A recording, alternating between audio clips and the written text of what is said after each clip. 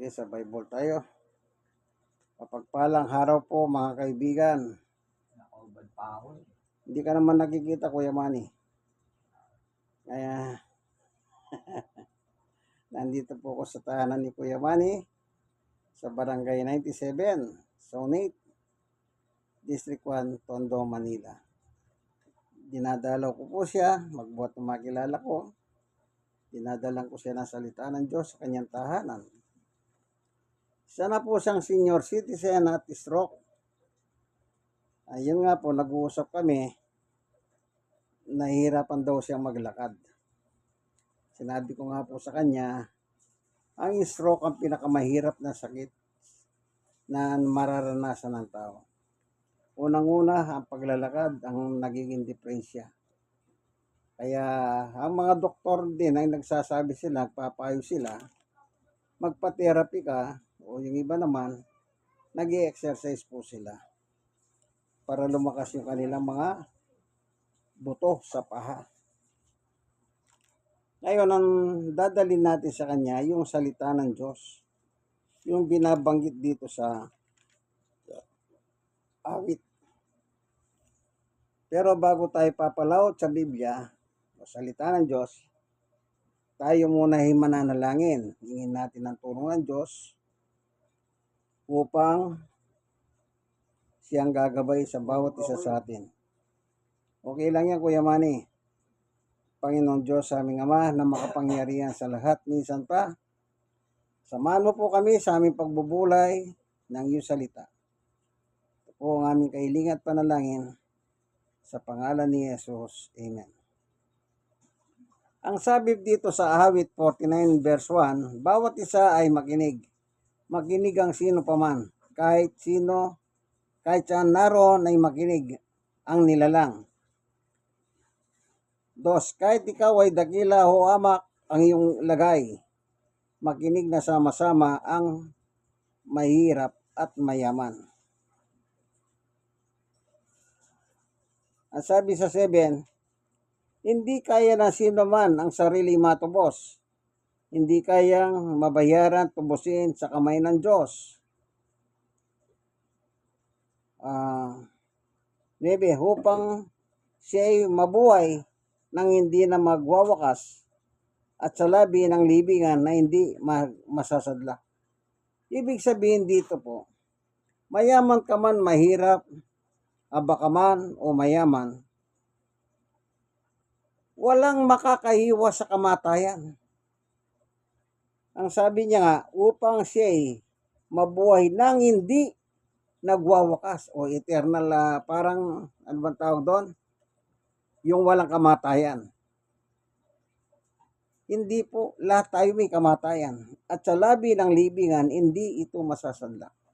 Sa ayaw natin sa gusto, lahat po tayo pupunta doon. Sa kamatayan. Ano po?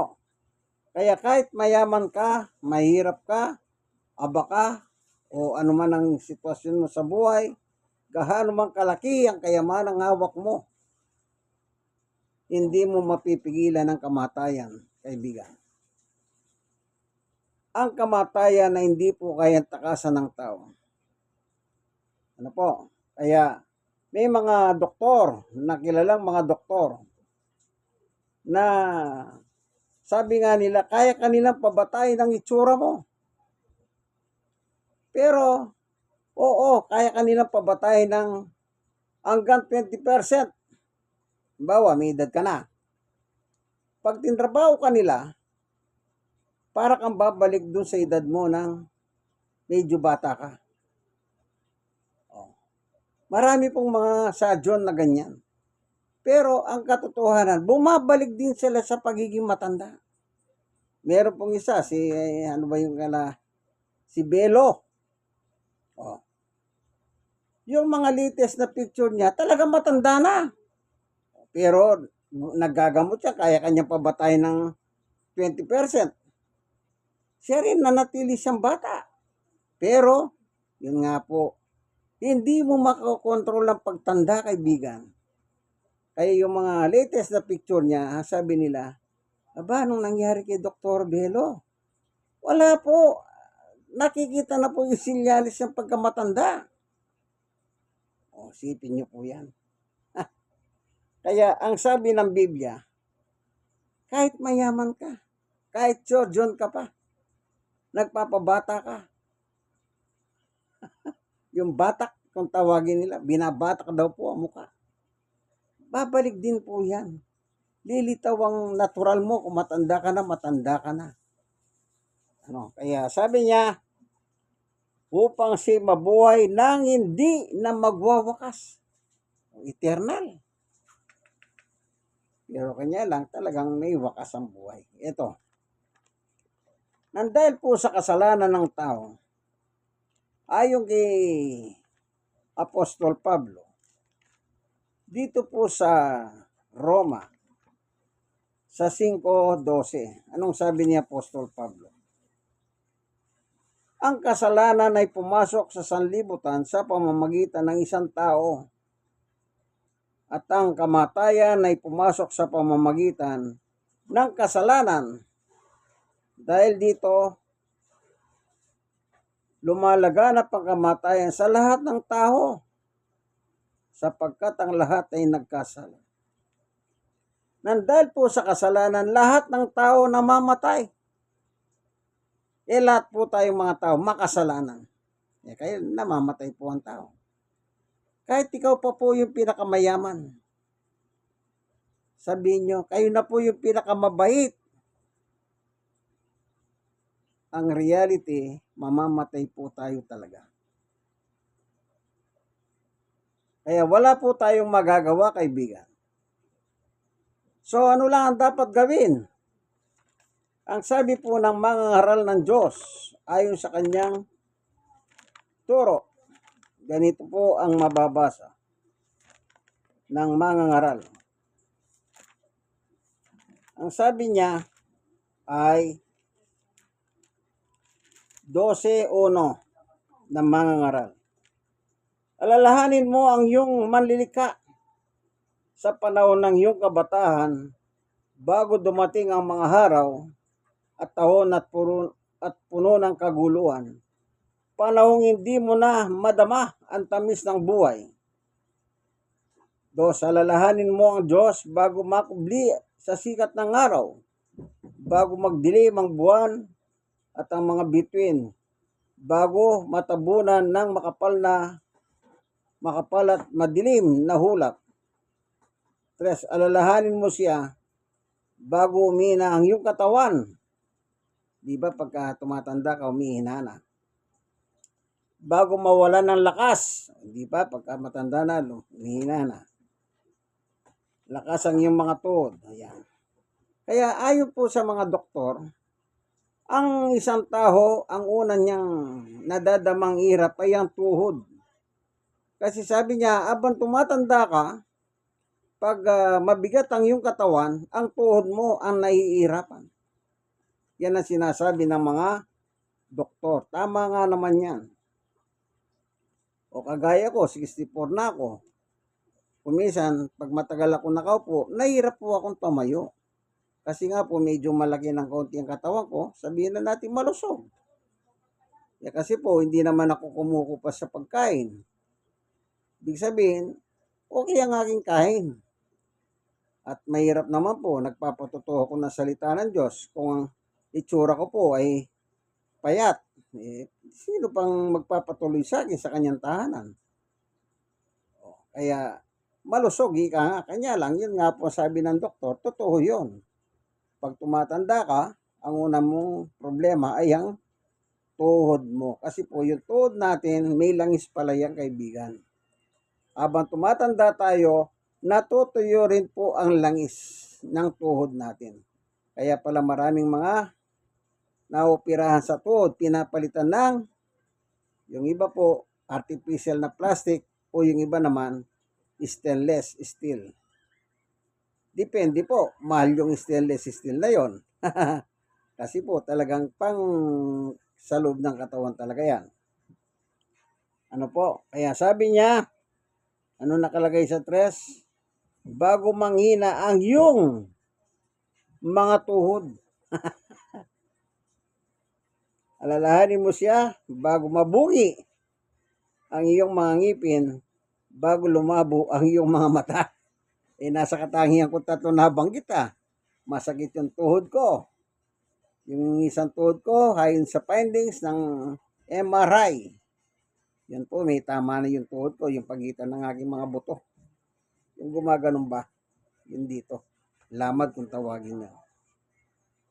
Ano pa? Mabungi ang ngipin mo. Bungi na. Yan. Ano pa? Lumabo ang iyong mga mata. Yan. Hindi na ako makabasa niyan. Kahit malapit pang ganyan. Kailangan gagamit ako ng reading glass. Yan. Yung nasulat sa Biblia, nangyari po sa akin. Pero kagandahan sa akin, hindi ako pinapabayaan ng Diyos. Hindi ako pinapababayan ng Diyos. Kagaya ni Apostol Pablo. Si Apostol Pablo po, ang karanasan niya nung araw. Siya po ay isang unbeliever. Hindi siya mananampalataya. Bagamat mayroon siyang reliyon. Ang reliyon niya, Pariseo. Pero, hindi siya naniniwala kay Jesus. Tignan niyo po ang kwento niya. Doon siya po'y matutong manampalataya kay Jesus. At ito sabi niya, unang Timoteo 1:12. Nagpapasalamat ako sa Panginoong Hesus Kristo, nagbigay sa akin ng lakas dahil itinuring niya akong karapat-dapat na maglingkod sa Kanya. Kita niyo po, Ganyan ang patutuhon niya ngayon. Kasi kahit na noong unay nilapastangan, ninosig at nilait ko siya. Sa kabila nito ay nahabag sa akin ng Diyos sapagkat hindi ko nalalaman ang aking ginagawa nung hindi pa ako sumasampalataya. 14. Pinasagana sa akin ang kagandang loob ng Panginoon at ipinagkaloob sa akin ang pananampalataya. Unbeliever siya noon Unbeliever pa siya. At pag-ibig na matatagpuan sa ating pagiging pag-isa kay Kristo Jesus. Kailan lang siya naniwala nang ibinigay ng Diyos sa kanya ang pananampalataya kay Jesus. Kasi totoo ang paayag na ito at dapat paniwalaan ng lahat. Si Jesucristo ay dumating sa sanlibutan upang iligtas ang mga makasalanan at ako ang pinakamasama sa kanila. Kita niyo po ang sabi niya. Ako po yung pinakamasama, sabi niya, sa lahat ng makasalanan. Unbeliever pa siya, wala siyang alam. Pero nang binigay ng Panginoong Yesus sa kanyang pananampalataya, sumunod siya kay Yesus. Kaya sabi niya, hindi ko alam ang aking ginagawa noong hindi pa ako mananampalataya. Lahat naman pong tao, ganyan tayo.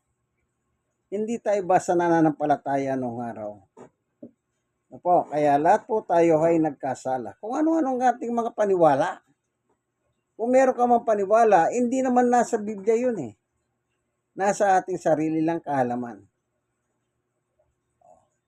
Yun ang dati nating buhay. Parang ako. Hindi rin naman ako naniniwala. Pero kinahabagan ako ng Diyos. At ito ako ngayon, nagpapatotoo ng salita ng Diyos sa Biblia. Parang ako si Pablo. Si Pablo, kalbo rin. Kanya lang, maliit na tao lang si Pablo at luwa ang kanyang mata. Yan naman siya. Pero tayo naman, hindi naman tayo ganon. Kaya, lahat po tayo namamatay dahil po sa kasalanan. Kaya ang sabi ng ating Panginoong Jesucristo na siya po'y magsimulang mangaral, ito po ang kanyang sinabi. Pagkatapos na siya mabautismuhan po ni Juan Bautista sa Jordan River, doon sa Middle East po yun, sa Jordan. Etong sabi ni Jesus, Mateo 4:17, magmula noon ay nangaral si Jesus itinuro niyang magsisi kayo at talikuran ng inyong mga kasalanan sapagkat malapit na dumating ang kaharian ng langit. Anong sabi ni Jesus? Magsisi kayo. At ano pa? Talikuran ang inyong mga kasalanan. Ang isang halimbawa dyan sa Biblia, si Magdalena. Ano si Magdalena sa Biblia? Isa po siyang hostes, nagbebenta ng aliw. At nahuli siya ng mga Hudyo. Dinala siya kay Jesus. Anong sabi nila kay Jesus? Guro, eto, nahuli namin, nagbebenta ng aliw. Sa kanila po, yung ganyang klaseng hanap buhay ay kasalanan talaga. Dapat siyang atulan ng kamatayan. Kanya lang, ang sabi ni Jesus, yung walang kasalanan, sige, kayo na ang bumato sa kanya. At yumuko po si Jesus at sumulat sa lupa. May ilang minuto, ang sabi ni Jesus kay Magdalena, Magdalena, wala bang bumato sa iyo? Anong sabi ni Magdalena? Wala po. Kung gayon, hindi rin kita hatulan. Hindi kita hatulan. Umuwi ka na. Huwag ka nang magkasala. Ibig sabihin, huwag ka nang magbenta ng aliw. Kasi bawal po sa kanila yon. Huwag ka nang magbenta ng aliw. Hindi rin kita hatulan. Tingnan nyo po yung nakasulat sa 1:3:16 at 17. Ano po ang nakasulat dito? Babasahin po natin. Maganda po yung nakalagay. 1:3:16-17. Sa 16 muna. Sapagkat gayon na lamang ang pag-ibig ng Diyos sa sangkatauhan, kaya ibinigay niya ang kanyang kaisisang anak na si Jesus, upang ang sino man sumampalataya sa kanya ay hindi mapapahamak sa impyerno, kundi magkaroon ng buhay na walang hanggan. 17. Isinugo ng Diyos ang kanyang anak na si Jesus, hindi upang atulan ng parusa ang tao o sangkatawan, kundi upang iligtas ito sa pamamagitan niya. Hindi po naparito ang anak ng Diyos na si Jesus upang parusahan tayo, kundi upang iligtas tayo. Paano tayo maliligtas, kaibigan? Yan po yung parahan ng Diyos sa pamamagitan ng pangangaral ng salita ng Diyos. Kasi diyan po mabubuo ang pananampalataya ng tao sa pamamagitan ng pangangaral. Ganito ang sabi ni Apostol Pablo, Roma 10:17. Kaya't ang pananampalataya ay bunga ng pagkikinig, at ang pagkikinig naman bunga ng pangangaral tungkol kay Kristo. Paano magkakaroon ng pananampalataya ang tao? Makinig ka, kaibigan. Ang sabi niya, sa pakikinig. Diyan nagsisimula yung pananampalataya ng isang tao kay Jesus. Kung wala ka pong napapakinggang haral sa Biblia, paano ka sasampalataya? Paano? Hindi naman pwede yung, ito nalaman ko lang na kinukwento lang nila, nabalitahan ko lang, ito galing sa mga marites. Hindi ganon. Kailangan ng Biblia po ang binabasa sa harap ng tao. Ang Biblia ang ipinapatutuho sa harap ng tao. Para ang mga tao po magkaroon ng pananampalataya. Kasi kung wala pong pananampalataya, ang sabi po sa Lucas 18:8, ganito po ang mababasa. Sabi po dito, ngunit sa pagbabalik ng anak ng tao, na si Jesus po yan, anak ng tao, may dadatnan pa kasiyang mga taong may pananampalataya. Babalik at babalik po ang Panginoong Yesus. At ang hahanapin niya sa tao ay ang pananampalataya nila. Sigurado pong babalik siya. Yan ay nakalagay po sa Biblia, na siya ay babalik dito sa ating mundo upang hanapin yung pananampalataya ng mga tao. Ganito po naman ang mababasa. Panguli, dito po sa libro ng pahayag. Ganito po ang nakasulat. Ang sabi rito ay sa 22:20. Sinabi ng nagpapatotoo ng lahat ng ito, tiyak na nga, darating ako. Sino nagsasabi niya? Si Jesus. Anong sabi niya? Tiyak na nga, darating na ako. Anong sagot ni Juan? Amen. Dumating ka nawa, Panginoong Jesus. So talagang babalik po siya. Kanya lang, hanapin niya yung pananampalataya. Paano kung wala kang pananampalataya, kaibigan? Kahit meron na, pero pag hindi mo natutunan yung aral ng Biblia, wala. Baka masabihan ka pang bulahan. Baka masabihan ka pa ng bulahan, no?